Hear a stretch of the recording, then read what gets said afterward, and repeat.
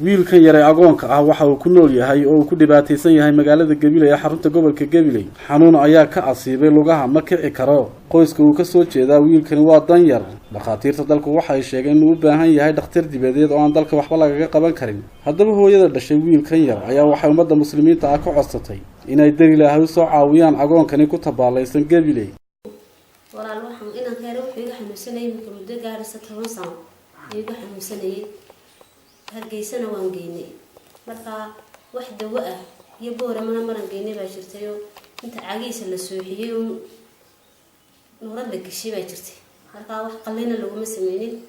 marka saas iga xanuunsanaya hadda marka dawladda iyo ummadda islaamka waxaan ka codsanayaa waxay igu caawinayaan inay isoo ogaadaan aabihino dhanto awoon saxaarkee kaada markaasaan kaga qaadaya wax maciin oo maanta hadaan aan hayaana ma jirto waxaan dhakhtar ku geeyana ma hayo markaas ummadda islaamka iyo dawladda waxaan ka codsanayaa deelmaha yaraadonka waxay ugu caawin karaan inay ugu caawiyaan ilaahay dirti hadar xanuun see halkee ku xanuunaysaa intee lagu xanuunaysay in badan wallahi ma kii karasi